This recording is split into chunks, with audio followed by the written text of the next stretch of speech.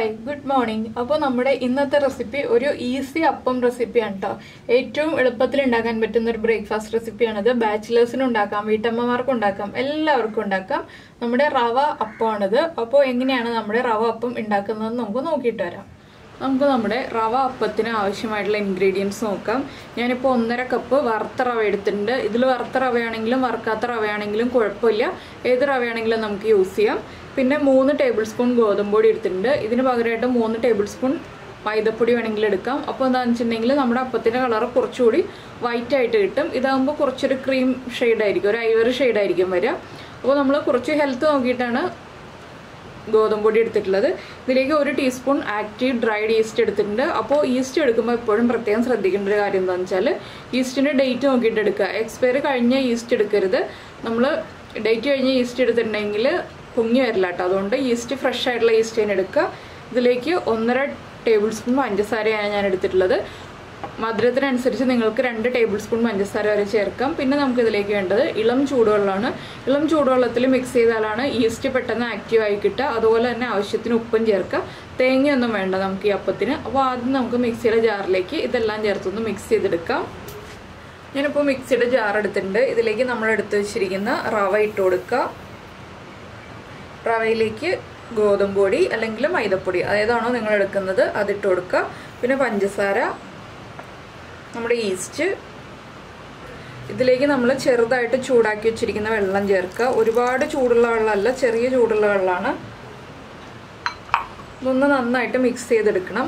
എന്താണെന്ന് വെച്ചാൽ നമുക്ക് മിക്സിയിൽ അടിച്ചെടുക്കാൻ എളുപ്പത്തിനായിട്ടാണ് ഇതുപോലെ ഒന്ന് ഇളക്കി കൊടുക്കുന്നത്. അപ്പോൾ ഞാൻ 2 കപ്പ് വെള്ളമാണ് കേട്ടോ എടുത്ത് വെച്ചിട്ടുള്ളത്. 2 കപ്പ് വെള്ളം മതി. നമുക്കിതൊരു ക്രീം കൺസിസ്റ്റൻസിയിലാണ് വേണ്ടത് നമ്മുടെ ബാറ്റർ. അപ്പോൾ നമ്മളൊന്ന് ഇളക്കി കൊടുത്തിട്ടുണ്ടെങ്കിൽ വേഗം തന്നെ മിക്സ് ആയി കിട്ടിക്കോളും റവ മാത്രമല്ല നമ്മൾ എടുത്ത് വെച്ചിരിക്കുന്ന പൊടികളും എല്ലാം ചേർത്ത് നന്നായിട്ടൊന്ന് മിക്സ് ആയി കിട്ടും. ആദ്യമേ തന്നെ മുഴുവൻ വെള്ളം ഒഴിക്കരുതെന്ന് മാത്രം, കുറച്ചായിട്ട് വെള്ളം ഒഴിച്ചിട്ട് നമുക്കൊന്ന് അടിച്ചെടുക്കാം. ഇപ്പോൾ കണ്ടോ നന്നായിട്ട് വെള്ളം ചേർന്ന് മിക്സ് ആയി വന്നിട്ടുണ്ട്. ഞാനിതിലേക്ക് കുറച്ചുകൂടി വെള്ളം ചേർക്കുകയാണ്.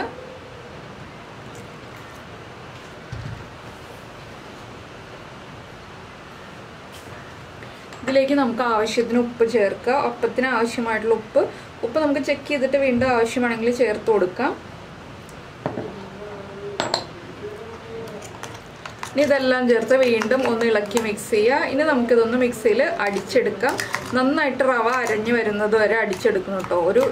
ഒരു മിനിറ്റോളം അടിച്ചെടുത്താലേ നമ്മുടെ റവയൊക്കെ നന്നായിട്ട് സോഫ്റ്റായി നല്ല പേസ്റ്റായിട്ട് വരുള്ളൂ. ഇപ്പോൾ നമ്മുടെ റവ മിക്സ് നന്നായിട്ട് അരച്ചെടുത്തിട്ടുണ്ട്. ഇത് കണ്ടോ, ഇതുപോലെ നല്ല ക്രീമി ആയിട്ട് അരച്ചെടുത്തിട്ടുണ്ട്. ഇനി നമുക്കിതിലേക്ക് കുറച്ചുകൂടി വെള്ളം ചേർത്ത് മിക്സ് ചെയ്ത് വയ്ക്കാം. ഞാനിപ്പോൾ എടുത്തു വെച്ചിരുന്ന 2 കപ്പ് വെള്ളവും ചേർത്തിട്ടില്ല, ചേർക്കാൻ പോകുന്നേ ഉള്ളൂ.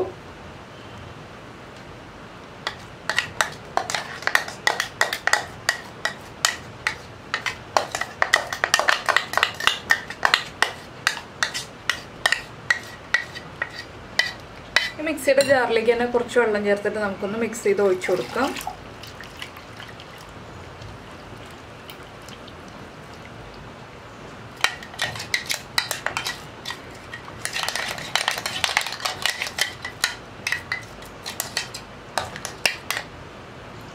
ഇതെല്ലാം ചേർത്ത് നന്നായിട്ടൊന്ന് മിക്സ് ചെയ്യുക. ഉപ്പ് കുറവാണെങ്കിൽ നമ്മൾ ഉപ്പ് ആഡ് ചെയ്ത് കൊടുക്കണം. ഇതൊരു 15 മിനിറ്റ് റെസ്റ്റ് ചെയ്യാൻ വെച്ചാൽ മതി കേട്ടോ. നമ്മുടെ ക്ലൈമറ്റ് അനുസരിച്ച് നല്ല ചൂട് ക്ലൈമറ്റ് ആണെങ്കിൽ 15 മിനിറ്റ് റെസ്റ്റ് ചെയ്യാൻ വെച്ചിട്ടുണ്ടെങ്കിൽ കറക്റ്റ് ആവും. ഇല്ലെങ്കിൽ തണുത്ത ക്ലൈമറ്റ് ആണെങ്കിൽ ഒരു അരമണിക്കൂർ വയ്ക്കുക. നമ്മൾ എടുക്കുന്ന ഈസ്റ്റ് അനുസരിച്ച് ഇതിൻ്റെ ടൈമിൽ വ്യത്യാസം വരും. അപ്പോൾ ഞാനൊരു 15 മിനിറ്റാണ് വയ്ക്കാൻ പോകുന്നത്. നന്നായിട്ടൊന്ന് മിക്സ് ചെയ്ത് വെച്ച് കൊടുക്കുക. നന്നായിട്ടൊന്ന് മിക്സ് ചെയ്തിട്ട് വയ്ക്കുക. അതിനുശേഷം നമുക്ക് ഉപ്പ് ചെക്ക് ചെയ്യണം. ഉപ്പ് കറക്റ്റ് ചെയ്തിട്ട് അപ്പം ഉണ്ടാക്കട്ടെ. എപ്പോഴും ഏത് അപ്പം ഉണ്ടാക്കുമ്പോഴും ഉപ്പ് കറക്റ്റ് ആയിരിക്കണം. ഉപ്പ് ഒരു പൊടിക്ക് മുന്നിൽ നിൽക്കണം, എങ്കിലേ നമ്മുടെ അപ്പത്തിന് ഉപ്പ് കറക്റ്റ് ആവുള്ളൂ. ഞാനൊന്ന് ഉപ്പ് ചെക്ക് ചെയ്യട്ടെ. ഉപ്പ് കുറവാണ്, നമുക്ക് കുറച്ചുകൂടി ഉപ്പ് ചേർക്കാം. മധുരമൊക്കെ ആവശ്യത്തിനുണ്ട്.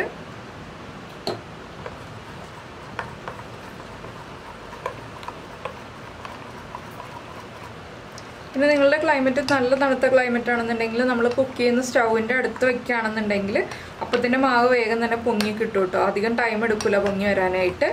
ആ ചൂട് സ്റ്റൗവിൻ്റെ അടുത്തിരിക്കുമ്പോൾ വേഗം തന്നെ പൊങ്ങി കിട്ടും.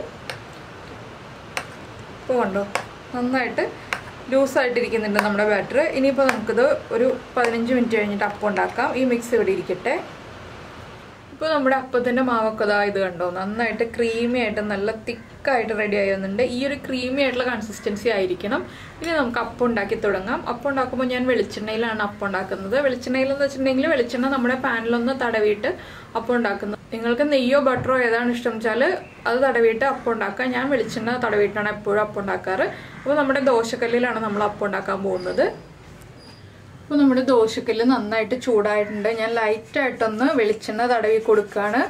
വെളിച്ചെണ്ണയിലാണ് ഞാനിപ്പോൾ ഈ ഒരു അപ്പം ഉണ്ടാക്കുന്നത്. വെളിച്ചെണ്ണ ലൈറ്റായിട്ട് തടവിയാൽ മതി കേട്ടോ, അധികം വേണ്ട. ഇതിലേക്ക് നമ്മൾ റെഡിയാക്കി വെച്ചിരിക്കുന്ന അപ്പത്തിൻ്റെ മാവ് ഒന്ന് ഒഴിച്ചു കൊടുക്കുക.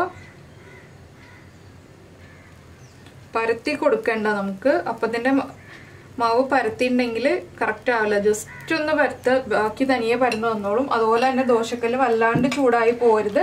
വല്ലാതെ ചൂടായി പോയിട്ടുണ്ടെങ്കിൽ നമ്മൾ മാവ് ഒഴിക്കുമ്പോൾ തന്നെ അത് കട്ടിയായിട്ട് വരും. അപ്പോൾ ഒന്ന് ചെറുതായിട്ട് ചൂടായി തുടങ്ങുമ്പോൾ തന്നെ മാവ് ഒഴിച്ചു കൊടുക്കുക. അപ്പോൾ കണ്ടോ, നമ്മുടെ അപ്പത്തിൽ ഹോൾസൊക്കെ വന്ന് തുടങ്ങിയിട്ടുണ്ട്. അപ്പോൾ നമ്മൾ ചേർക്കുന്ന ഈസ്റ്റിൻ്റെ അളവും അതുപോലെ പഞ്ചസാരയുടെ അളവും ഒക്കെ കറക്റ്റ് ആണെങ്കിൽ ഇതുപോലെ ഹോൾസ് പെർഫെക്റ്റ് ആയിട്ട് വരുള്ളൂ.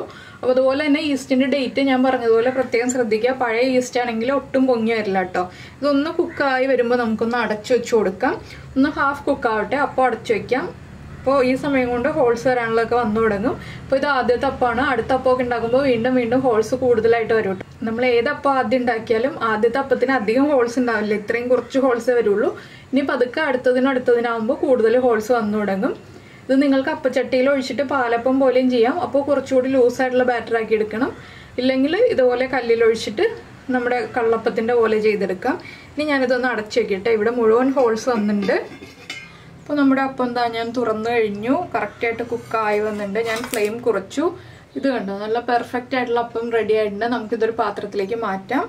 ഇതുപോലെ തന്നെ നമുക്ക് ബാക്കിയുള്ള അപ്പം ചെയ്തെടുക്കാം. അപ്പോൾ ലൈറ്റായിട്ട് വീണ്ടും ഒന്ന് എണ്ണ തടവി കൊടുക്കുക.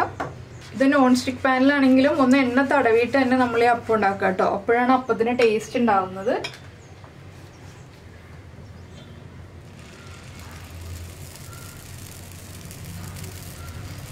ഇതിപ്പോൾ ഞാനൊരു ചെറിയ ക്വാണ്ടിറ്റി ഉണ്ടാക്കുന്നുള്ളൂ.